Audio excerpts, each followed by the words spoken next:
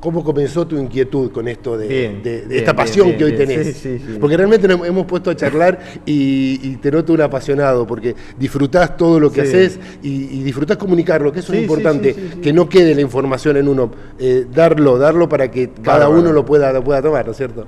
Y mira, yo te digo, desde los 7 años que me apasionó el tema, una cosa que siempre me dio curiosidad es cómo de esa pequeña partícula que se llama semilla sale algo tan todo de algo tan pequeño, se crean todas las plantas y hasta árboles. Hasta árboles inmensos. Sí. Y vos decís, ¿y cómo puede ser? Y bueno, es la maravilla de la naturaleza. No es casual que en Venados es la fiesta de la semilla. Sí. A ver, estamos donde tenemos que estar. Claro. Somos una semilla. En realidad cada uno somos una semilla. Cada uno es una semilla también. Somos una partícula que comienza muy pequeño y nos empezamos a crecer, primero dentro del vientre de nuestra madre y después nos vamos desarrollando. Y ese crecimiento no es solo físico, sino un crecimiento intelectual, espiritual. Y está muy relacionado, ¿no? Lo espiritual con la tierra. Y vos fíjate que la semilla para crecer trae una esencia de sus ancestros, de sus progenitores, pero después tiene que tomar del medio sus nutrientes para poder desarrollarse. Sí. Es lo mismo, es como decís vos, aplicado totalmente al humano. A la vida misma. Porque cuando empezamos somos como una semilla muy dependiente, pero después empezamos a crecer y a tomar nuestras formas. Un poco que me maravilló, yo empecé con una pequeña huerta en mi casa, acá en Venado Tuerto, y me maravillaba, ver los ciclos, los procesos, ver cómo el desarrollo, ¿no? Desde ese momento de la germinación, que es el momento más delicado, porque es donde está más susceptible la planta, después se va fortaleciendo, se va rustificando, como nosotros, lo mismo que una criatura. Una criatura, los primeros meses de vida es cuando el máximo cuidado. Y después algunas necesitan un tutor. Exacto. Igual que nosotros. Y no es casual que los invernaderos en Estados Unidos, ¿sabes cómo lo llaman? Nursery. Ajá. Los invernaderos donde crían los plantines se llaman nursery. Claro. Bueno, no le dicen invernadero, nursery. Así que fíjate vos la analogía que hay, es directa. Es directa.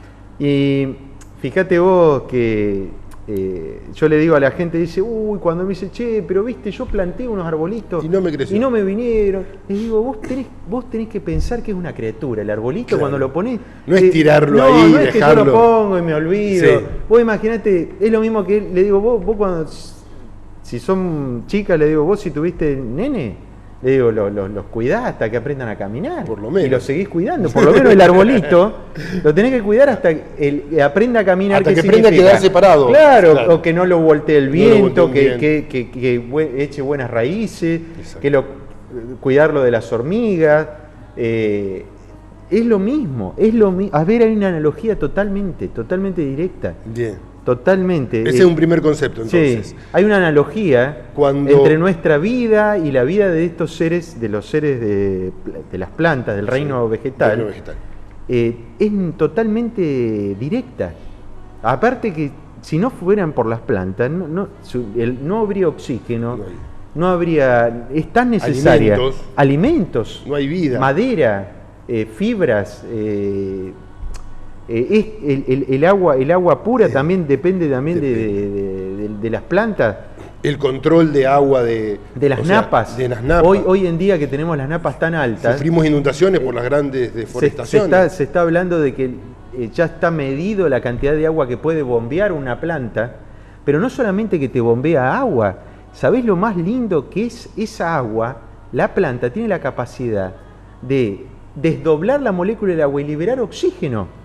Claro. El agua estamos diciendo que es H2O. Exacto. Pero la planta en su proceso fotosintético desdobla esa molécula de agua a través de la energía solar, de los fotones del sol, y libera oxígeno. O sea, no solamente no está bajando la freática, el problema de las napas que toda la zona vive, con el que vivimos el año pasado, el anteaño pasado. Y este año mismo en el norte de Santa Fe. En el norte, que está tan complicado. Bueno, muy complicado. Si vos haces la película, la llevás para atrás, toda esa zona tenía monte. Exactamente. Era con monte, tenía todo monte. A ver, y no es caprichosa la naturaleza. Donde hay monte es porque el monte, el árbol, ayuda. Primero, que es una gran esponja. Claro. Primero, ante el impacto de una lluvia torrencial. La cantidad de plantas absorbe la tierra. Y la otra, los poros. Y las raíces, todo el sistema radicular es como que permite una gran porosidad del suelo para que penetre el agua mejor. Exacto. Al desmontar se impermeabiliza la tierra. Se impermeabiliza. ¿Lo mismo pasa aquí en esta zona con la siembra directa? En cierta manera. Pasa porque estamos haciendo un monocultivo. Y no es eso. Siempre es soja. Claro, entonces, ¿cómo se revierte eso? Nosotros lo que pasa es que tenemos uno de los suelos más fértiles del mundo. Sí. Eso se sabe. Somos afortunados en eso. Mira, a nivel que solamente en Europa te estoy diciendo que el único lugar que no de Europa, sino ya Rumania no es Europa. En Rumania hay suelos parecidos a los nuestros, pero en la península donde está España, Italia, no hay suelos con la calidad nuestra. Ellos tienen suelos más parecidos a San Luis, más pedregosos, arenosos. Brasil también tiene suelos. Brasil tienen suelos ácidos. Más ácidos que los nuestros. Brasil ellos para cultivar tienen que encalar. Vos sabés que me llevé con esa sorpresa cuando tuve la oportunidad de viajar a Brasil, ir a una exposición agrícola. Sí. Me decían, ¿vos encala solo? ¿Vos encalar? ¿Hay que encalar? Le digo, ¿pero por qué? No, porque nuestros suelos son muy ácidos. Entonces, para bajar la acidez del suelo, le agregan cal. Cal, porque la cal alcaliniza. Entonces, son suelos ácidos y tienen el problema de que, a ver, son suelos que nacieron del bosque. Suelos que están preparados para vivir en bosque. Y casualmente, por suerte, en Brasil aterrizó, un suizo con una visión ecologista que empezó a recuperar tierras devastadas. Es muy interesante, está en internet, elaboró el suizo la teoría de la sintropía, se llama. Sintropía porque es diferente a la entropía. Los que analizan la parte energética, gente que se dedica a estudiar el flujo de energía de un ecosistema, se dan cuenta que un ecosistema equilibrado hace que todo venga mejor. Cuando vos alterás el ecosistema, digamos, nosotros con una intervención, la agricultura, cuando interfiere un ecosistema lo está alterando. Y después que lo altera, aparecen las plagas. ¿Por qué? Porque en realidad en un ecosistema está todo equilibrado, no hay, en un ecosistema no hay brotes de plagas. ¿Plaga qué significa? Es un insecto o un hongo o algún agente patógeno que se reproduce masivamente y no hay un controlador que baje la tasa poblacional de esa plaga. Digamos, hace muchos años, yo no lo vi, pero me lo cuentan mis abuelos, me lo contaron mis abuelos, si acá hay gente mayor que nos está escuchando, habrá oído hablar de una plaga de langostas. Sí. Que donde pasaba la nube de langostas, mi abuelo arrasaba. Mi mamá me ha contado. Bueno, viste que lo tenemos en la memoria de los abuelos, que te cuentan, no, porque pasaba la manga de langosta. Y arrasaba con y eso era porque se había generado un desequilibrio ecológico. Esa plaga, digamos, naturalmente tiene controladores biológicos. Claro. Muchos. Tales así, hay aguiluchos langosteros. Aguiluchos que su dieta es nada más que comer langosta. Claro. Entonces vos fíjate qué interesante esto. Hoy en día, por suerte, nuestra carrera, la agronomía, la visión agroecológica ha crecido, ha germinado, a tal punto de que en la Universidad de La Plata, de Agronomía de La Plata, hay una cátedra de agroecología.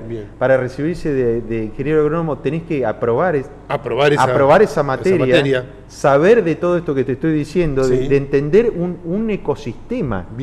A ver, fundamental. Claro, porque antes, ¿qué pasa? El estudio de los ecosistemas quedaba para los biólogos, para los investigadores, para el que estudiaba, el que quería relevar una especie, o hacía un estudio poblacional, anillaba un ave y quería ver qué pasaba, si se reproducía, hacer un conteo de especies. Claro. Hoy eso es importantísimo. ¿Por qué? Y porque nosotros, el equilibrio es muy frágil. Cuando vos alterás un ecosistema, ¿qué pasa? Te doy un ejemplo, una de alteración de ecosistema. Sí. Las famosas catas, las loras. Las loras vivían en el monte cordobés y del norte, en el bosque bajo, achaparrado de algarrobal, de los espinillos. Y el controlador biológico de las loras eran los zorros, las comadrejas, que iban y le comían los huevos. Sí. ¿Qué pasa? Cuando nosotros implantamos los eucaliptos, que no es una especie foránea, es una especie originaria de Australia. Sí. ¿Qué pasa? Empezaron a anidar allá arriba. Y allá arriba no llega. No llega el zorro, no llega la comadreja. Entonces empezó la tasa de natalidad a crecer. Y hoy, viste, ves catas y loras por todos lados. Pero vos fíjate cuál es la causa. Introdujimos un árbol exótico que no es de la zona, porque hubo una época que está bien, el eucalipto se expandió, tiene sus virtudes, tiene muy buenas aptitudes, muchas cualidades. O sea, es más, en una época, vos te vas a reír, pero el primero que trajo el eucalipto fue Sarmiento. Mirá si hace tiempo que lo trajeron. Sí. Sarmiento se lo considera el primer forestador. Cuando dicen, che, pero ¿quién fue el primero que empezó a forestar con especies exóticas? Sarmiento... Incluso se le otorga también el haber traído los gorriones. Los gorriones, claro, de Francia. Exacto. Y bueno, y trajo el eucalipto de Australia. Y como dijo, che, mirá, Australia queda a la misma latitud que nosotros. Sí. Tienen que andar. Tienen que estar. Y anduvieron. Y entonces en esa época, ¿qué pasa? Porque tiene es un árbol grande que da mucha sombra. Y crece rápido. Y virtudes medicinales. El eucalipto medicinal, sí, totalmente. A tal punto de que se hace el extracto para el mentolitus. El mentolitus y los baos, me acuerdo, tal cual. Antes se ponían agua caliente para aflojar catarro. No, por eso, no. En sí misma todas las especies vegetales tienen alguna propiedad. Alguna virtud medicinal. Eso también vamos a estar hablando. Sí, todas tienen alguna virtud, alguna propiedad. Es más, un ejemplo que te doy, que por ejemplo los pinos que no son nativos de acá, pero tienen la virtud de crecer en un médano. Por ejemplo, Carlos Gesell, cuando creó Pinamar, Villa Gesell, todo eso era arena pura. Exacto. Y le decían, pero vos, Carlos, estás loco, ¿cómo vas a hacer un bosque arriba de este desierto? Sí. Carlos, es muy interesante la historia, muy linda la historia, que la pueden googlear, la gente que quiere conocer la historia. ¿Tendrá algo que ver el nombre de Carlos? Sí, capaz. Con esa locura. Sí, no, puede ser, todo puede ser. ¿Puedo encontrar alguna analogía ahí? Le decían el loco de los médanos. Así lo tildaron, pero mirá lo que logró. ¿Sí? Las crónicas hoy están los nietos que cuentan. Sí. Cuentan vos. Es muy, muy linda la historia porque digamos, cómo él pudo, ante la voracidad de los médanos que estaban vivos, o sea, claro, porque se cambiaban de lugar, con el viento se cambian de lugar, con una sudestada o una tormenta así del sudeste, los corría porque se mueven, se desplazan, claro. Al no estar fijos con vegetación, la arena. Lo mismo que eso ocurría en La Pampa, en la zona de La Pampa, la provincia de La Pampa, que había médanos vivos se le dice porque se van desplazando. En el sur de Córdoba también médanos vivos, a tal punto que hay una crónica te estoy hablando de estos 50 años atrás, había unos médanos vivos a la altura de Vicuña Maquena, que el gobierno tuvo que tomar cartas del asunto porque le cortaba la ruta, quedaba la ruta 7 sepultada. Fíjate vos, a tal punto, y lo que significa el movimiento ¿Y qué hicieron? ¿Plantaron? Los fijaron, dijeron, muchachos, a ver, hagamos una plantación, forestemos los médanos, y los plantaron ahí le pusieron mucho álamo, álamo blanco, que el álamo blanco tiene la característica de generar una red de raíces donde lo termina anclando al médano. Sí. Primero le siembran pasto con avión, porque no hay forma, no hay forma de ahí viene un avión, le siembra pasto llorón. Bien. Un pasto que es tipo pasto puna, muy coriáceo, muy seco, muy resistente a la aridez. Fibroso. Exacto. Le siembran pasto llorón y con eso empieza a nacer. ¿Por qué? Porque abajo del médano la primer capita está seca, pero abajo una reserva de agua. Por eso es la posibilidad de que tienen las plantas de prosperar. Si no podrían prosperar, sin agua no pueden vivir. Exacto. Pero ¿qué pasa? El médano, al tener la primer capa seca, esa capa es la que el viento la va desplazando. Una vez que lográs fijar esa capa, que el viento con vegetación, con pastos adaptados, después le sembraban, le plantaban, hacían un hoyo y plantaban una estaca de álamo. En el caso, eso fue el caso de la fijación de los médanos del sur de Córdoba, de Maquena. Bien. Pero bueno, ¿a dónde queremos llegar? Mendoza también, Mendoza. Una ciudad que fue, o sea, una provincia que fue forestada en su totalidad, era totalmente desértica, y hoy la ciudad de Mendoza es realmente maravilloso ver. Fui e ido a Mendoza. Es hermoso. Mendoza. Es hermoso y la cantidad de árboles que tiene. Gracias a las acequias, porque plantaban al borde de la acequia. Al borde de la acequia y ahí permitieron. Exacto. Incluso toda la ciudad tiene un sistema, cuando la crean a Mendoza, un sistema de acequias que va a la par de el arbolado público, porque vos imaginate que la crearon, prácticamente la zona cuyana llueven 250 milímetros anuales, 250, 300 milímetros, y es nada prácticamente, es desértico, el clima es muy seco, es lo que propició el cultivo de la vid, del olivo, que necesita esos climas. Qué bueno parece esos climas. Exacto. Y otro oasis que también fue creado así por riego es el Valle Río Negro, donde se hace la manzana, Neuquén, todo el Valle Río Negro irrigado, se plantaron los álamos, los piramidales se llaman, esos los altos, para cortina de viento, y se plantaban al lado de la acequia. Entonces eso te frenan los vientos, te generan un microclima apto para después el cultivo de la manzana, es típica la postal, ¿viste? De los álamos cuando se ponen amarillos.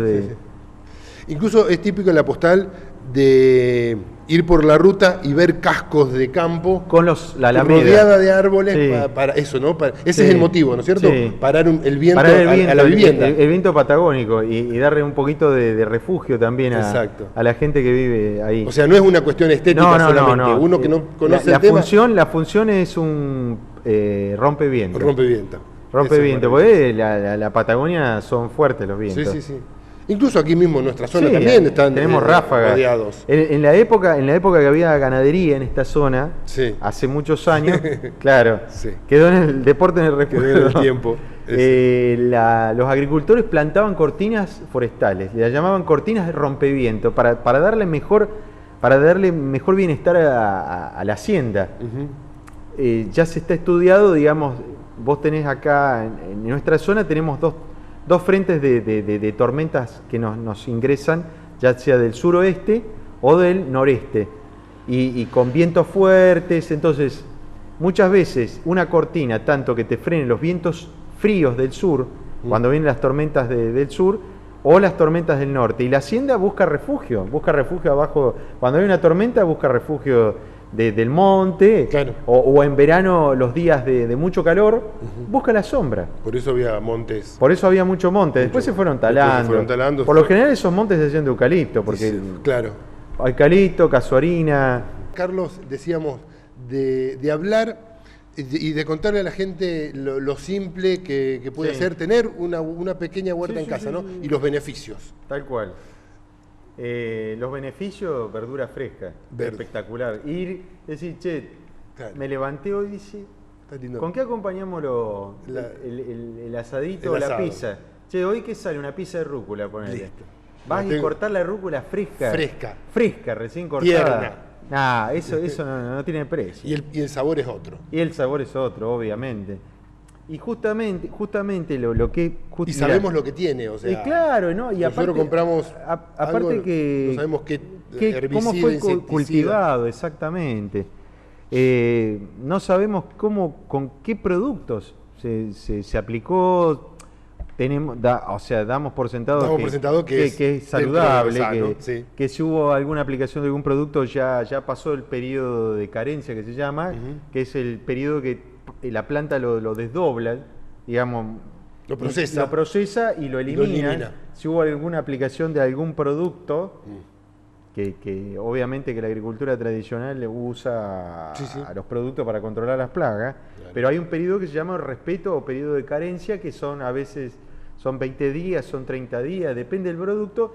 La planta lo metaboliza, lo elimina, no es que nosotros... No es que la planta... Pero por eso mismo, en el tema de las huertas orgánicas, es tan importante lo orgánico, porque no es lo mismo que un cereal que lleva otro proceso, otros tiempos, no es lo mismo que el trigo, el maíz, que los cereales en general que se cultivan, que son otros tiempos, que son 6 meses. Claro.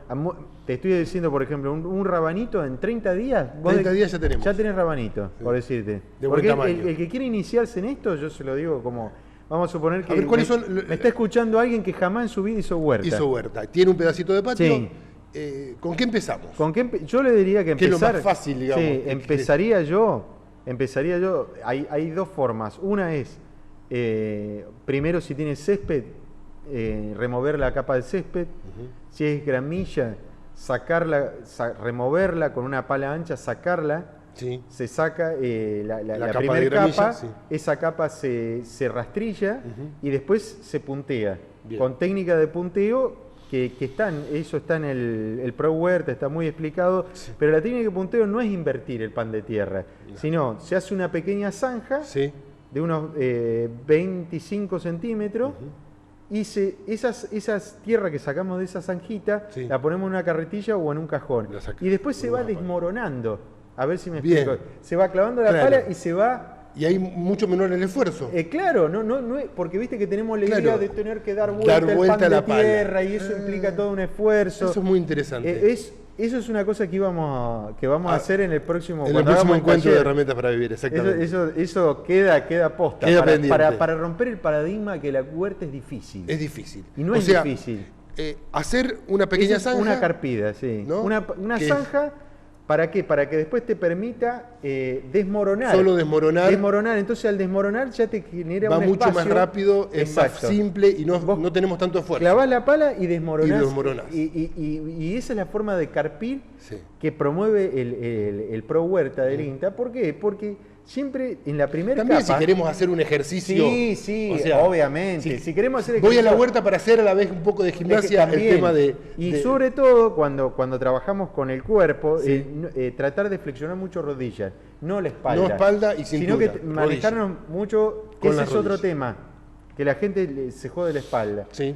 La primera carpida es por única vez, porque después lo mantenemos con una horquilla, que vamos rompiendo una horquilla que se llama laya, que vos la clavás y vas aireando. Pero la primera etapa es la carpida, que es donde más energía necesita. Que era la vieja arada. Claro, cuando se araba el campo. Exacto. Y después es un mantenimiento con una horquilla de hierro que se llama laya. Que entre un cultivo y otro. Claro, que son para airear. Vos la clavás y hace un movimiento de aireación. Bien. Y trabaja con un brazo de palanca, donde es más, te prometo que la próxima vamos a llevar una laya. Bien. Y le vamos a mostrar a la gente qué fácil es. Porque hay que desmitificar eso.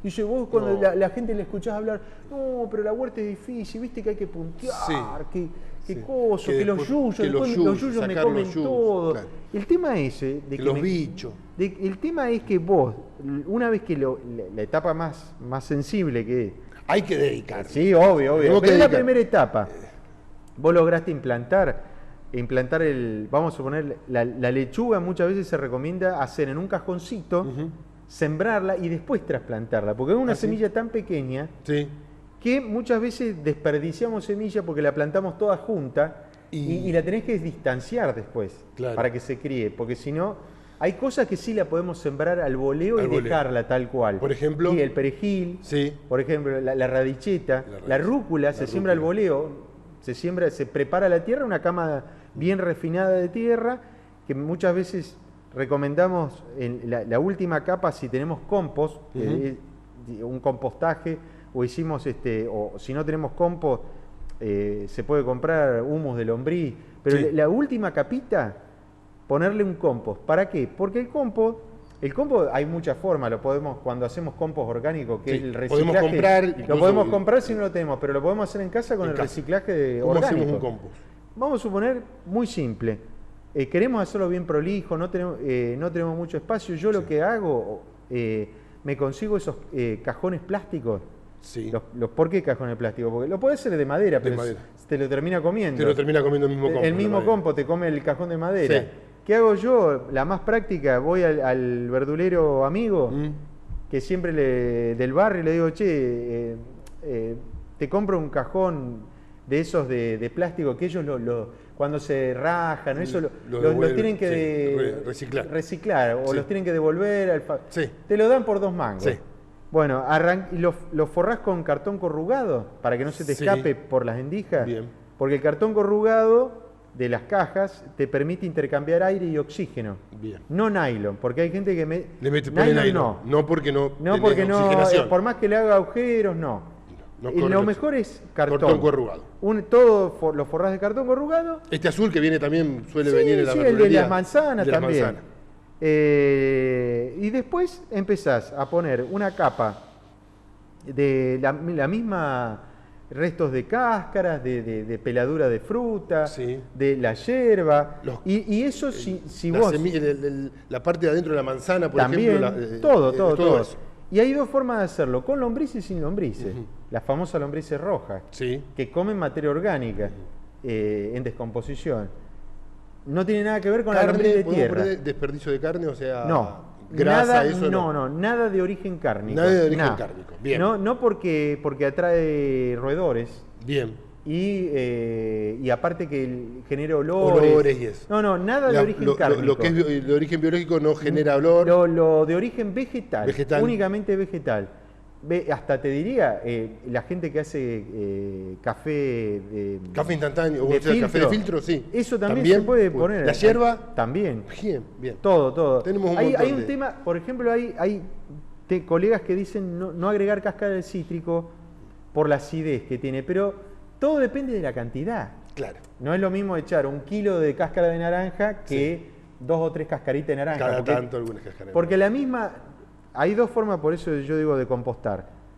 Si no tenés las lombrices californianas que se consiguen, siempre hablando, o vas al Pro Huerta, vas al INTA. Incluso la conseguimos en el mismo patio, sí, cavando un poco, las lombrices de tierra. Lombrices de tierra. Las de tierra, cuando vos removés, porque digamos, la lombriz ¿qué diferencia tiene la lombriz de tierra con la roja? Que le dicen la lombriz roja, es que se reproduce mucho más, come más y es más prolífica. Bien. A diferencia de la lombriz de tierra. La lombriz de tierra es prima hermana, son primas hermanas. Sí, pero es más lento el proceso. Claro, son otra variedad de lombriz. Bien. Tienen hasta distintos nombres y todo. Pero si vamos a suponer que ponemos una capa orgánica. Sí. De restos orgánicos y le ponemos una capita de tierra del mismo jardín. ¿Por qué? Porque en la capa de tierra están todos los microorganismos que van a trabajar. Claro. Los bichitos, las mismas lombrices de tierra, los mismos microorganismos que no los vemos, que están en la tierra. Claro. Por eso mismo bacterias. Exacto. Todas las que van a hacer el proceso de degradación, de transformar esa... ¿Por qué se llama compost? Porque es material compuesto por muchas partes. Bien. De ahí viene compostaje, porque es la descomposición de restos vegetales, quedan como pequeños esqueletos de esos, pero eso se termina mineralizando, digamos. Hay un proceso de que los mismos microorganismos mineralizan, o sea, extraen los minerales de esa materia orgánica para que después las plantas los puedan absorber por sus raíces en la solución nutritiva del suelo. Bien. Y ahí hago hincapié en un modelo que se está usando ahora que se llama organoponía, que es cultivar en macetas con compost. Con compost que lo podemos hacer nosotros. Que lo generamos nosotros. O turba, que es el compost que compramos en la vivero. En un vivero. Y vos sabés que lo más loco, ¿sabés lo que es el compost? Es el compostaje natural del musgo sphagnum. El musgo sphagnum de las que crecen en la Patagonia es un musgo que se va depositando así en áreas lacustres, en valles, y eso se va degradando y va generando la turba, ¿no? Viste que la turba es algo esponjoso, vos lo apretás, nunca se compacta. Claro. Bueno, la turba es el compostaje natural del musgo sphagnum. Ajá. Que nosotros tenemos turberas naturales en Tierra del Fuego, en la Patagonia. La turba que consume la Argentina se trae de allá, de Tierra del Fuego. Y además el proceso es súper lento, imagínate por el frío. Sí. Entonces se va degradando lentamente la materia orgánica de ese musgo. Y después, a esto quería hacer hincapié, del compost, cómo hacer un compost ácido, un compost especial para determinadas plantas que necesitan acidez. Ajá. Y dentro de ese grupo tenemos el jazmín, tenemos el arándano, las hortensias y las azaleas. ¿Los cítricos? Los cítricos también. ¿Y por qué hago hincapié en esto? Porque son plantas que se adaptaron a vivir con suelos ácidos. ¿Y cómo se logra un compost ácido? Con hojas de pino. ¿Viste que o agregándole también cáscaras de naranja o de cítrico? Sí, también le da acidez. Le da un poco más. Y se puede hacer, vamos a suponer que uno plantó tiene en el jardín un jazmín. Sí. Viste que el jazmín siempre se pone amarilla. Y es delicado el jazmín, sí. ¿Por qué se le pone amarilla? Porque para absorber el hierro, que es lo que necesita para que no se ponga amarilla, necesita que el pH del suelo sea ácido. El hierro está en el suelo, pero no lo puede tomar porque no lo puede liberar de la matriz del suelo porque el suelo está neutro. Normalmente el suelo tiene pH neutros, levemente ácidos, rondan entre los 6,5, 6,5 es el pH normal de un suelo, y estamos diciendo que con un suelo ácido lo llevamos a 5. Vos fíjate, un punto, bajar un punto del pH ya es muchísimo. Es muchísimo. ¿Y eso cómo lo podemos hacer? Vamos a poner que un amigo, un vecino tiene hojas de pino, al jazmín le incorporamos a la tierra hojas de pino, hacemos un compostaje in situ, que le digo yo, en la misma taza. Podés crearlo aparte, pero vamos a suponer, te regalaron un jazmín. La típica que hacía la gente, compraba sulfato de cobre, sulfato de hierro, perdón. Es el fertilizante, se lo pones y ¡tup! Instantáneamente reverdece. Pero si vos querés que ese hierro lo pueda tomar del suelo, tenés que cambiarle el pH. Podemos hacer que se lo tome del suelo. ¿Y cómo lo haces? Agregándole hojas de pino, hojas de ciprés, que la típica que la gente las barre y las saca, porque vamos a suponer que tiene plantado un ciprés, viste que le viene esa hojita, esa chiquita que no viene nada abajo. No viene nada. Y no viene nada, ¿por qué? Porque la acidez no deja que venga, que no venga ni el pasto. Claro, porque abajo del pino no hay tierra. Además del sombreado que genera, modifica el pH, la descomposición de la pinocha, de la cícula. ¿Vos te acordás de la época de las arándanos cuando fue un boom? Que decían, che, muchachos, planten arándanos. El tema que el arándano nació abajo de los pinos. Entonces vos tenías que estar permanentemente con un pH muy ácido. Tenías que, ¿sabés con qué llegaron a acidificar el agua del río del arándano? Con ácido sulfúrico, que era una locura. Ya era mucho. Es muy peligroso. Muy peligroso. Muy peligroso. El manipuleo del ácido sulfúrico, aparte, vos le ponés gotitas. Gotitas nomás. O ácido muriático, pero eso era contraproducente porque no es natural. No es lo natural. Lo natural es que... Vamos por lo natural. Claro, ¿viste?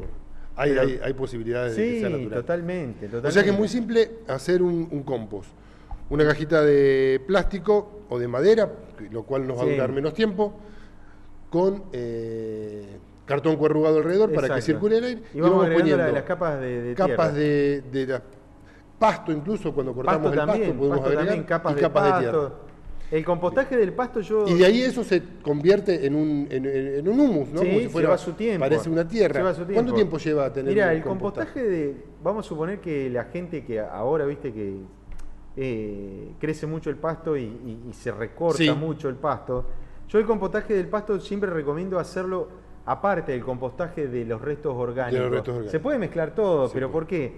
Porque como tarda más el pasto, claro, que el compostaje de los restos de cocina, tarda más se habla que son 4 o 5 meses, ahora en verano. Bien. En invierno son 7, porque los procesos son más lentos, a no ser que lo tengas adentro de un invernadero, de una galería. Que siempre esté cálido. Claro, porque se dice que temperaturas por debajo de 20 grados, los procesos enzimáticos de los microorganismos disminuye la tasa de vida.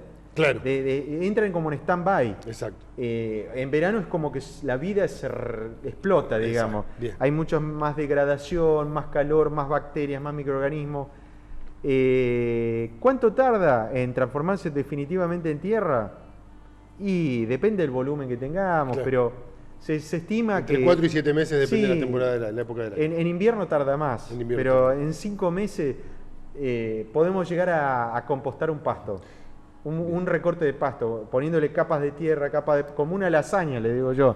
Capas de tierra, capas de pasto. Exacto. Y al mes vos venís con una horquilla y lo mezclás. Sí. Y siempre tiene que estar húmedo, nunca seco. ¿Por qué? Porque lo humedecemos, le vamos echando agua. Vamos a suponer que mantenga humedad, porque para que mantenga la vida. Claro, claro. Hay un compostaje que hacen los japoneses muy famoso. Además lleva el nombre en japonés que se llama bokashi. Bokashi, ¿viste? Bokashi. El bokashi, ellos mezclan un montón de cosas, hasta lo inoculan con levaduras. Le agregan levadura, le agregan melaza para que se reproduzca la levadura, porque las levaduras que usamos para el pan y la fermentación de la cerveza también naturalmente habitan en la flora del suelo. Es algo muy, vos decís, claro, no vinieron de Marte. No.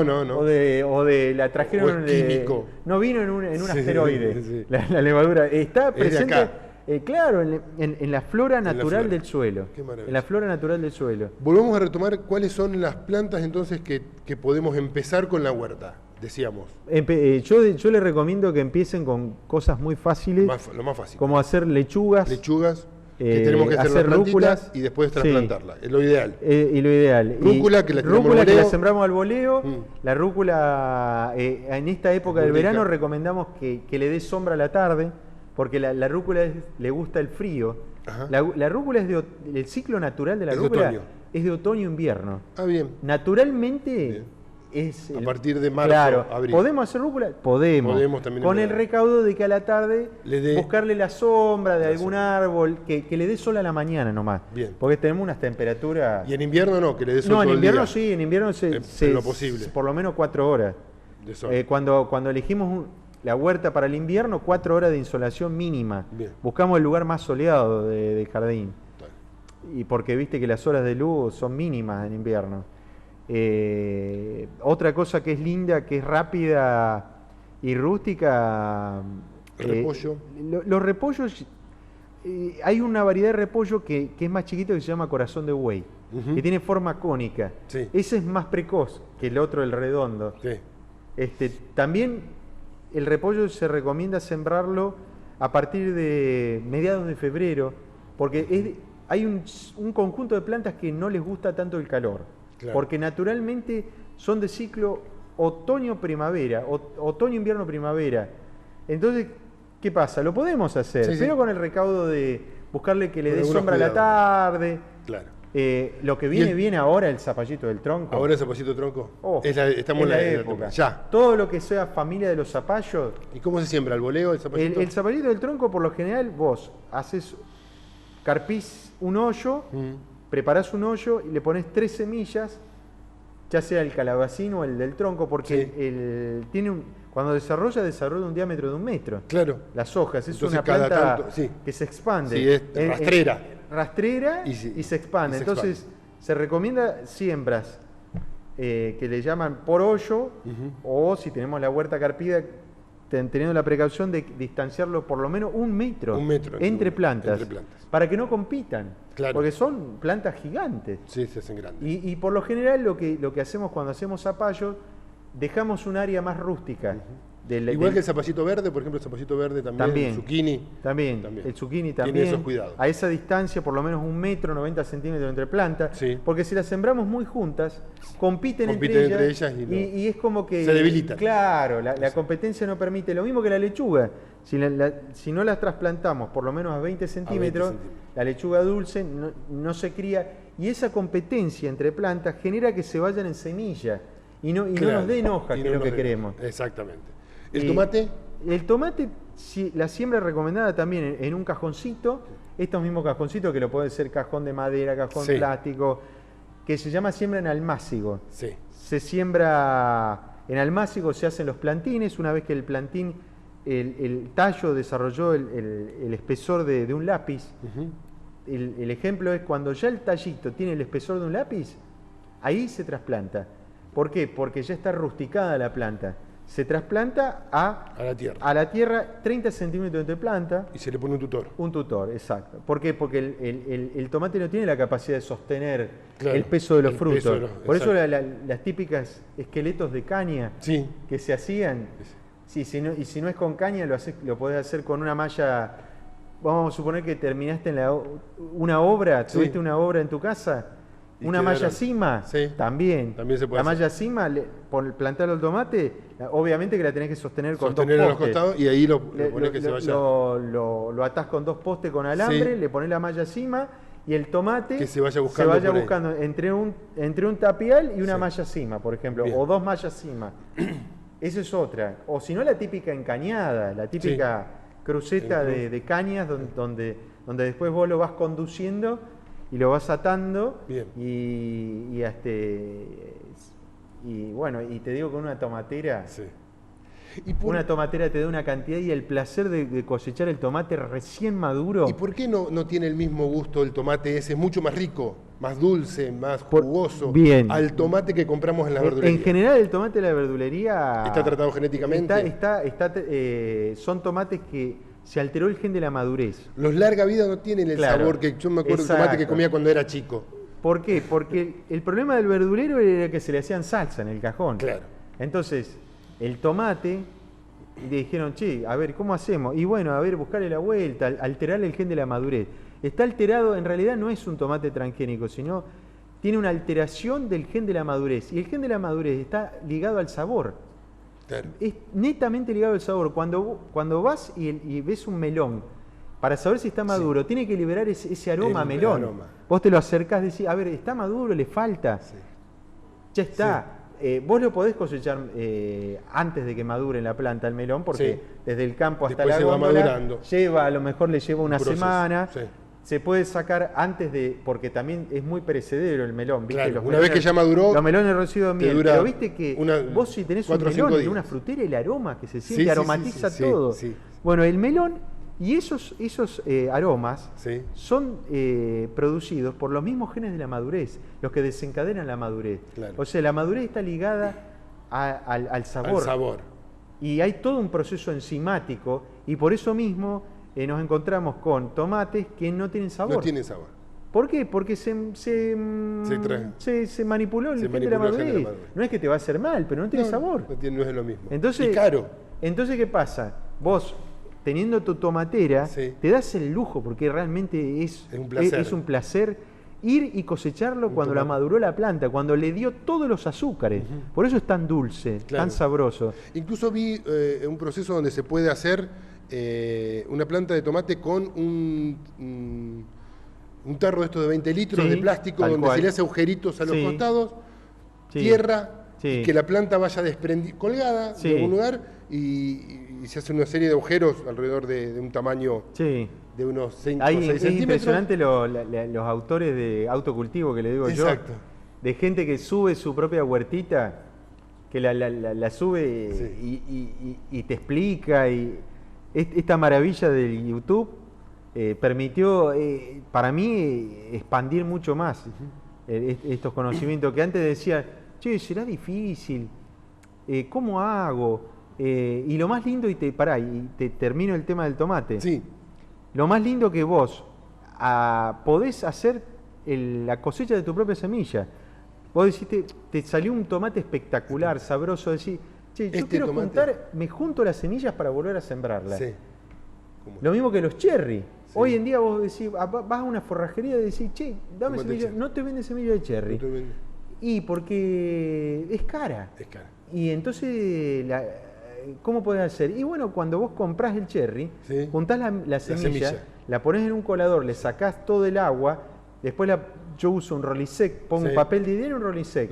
Y en el mismo Rolisec esparzo la semilla. Sí. Y siempre el Rolisec, porque el Rolisec es papel, orgánico, es biodegradable. Y arriba le pongo una capita finita de medio centímetro de compost, lo riego y nacen. Es espectacular. Vi un caso, así como me decías por internet, donde cortaban el tomate en rodajas y lo enterraban. Lo enterraban nomás, cual. Y de ahí mismo crecía la planta. También.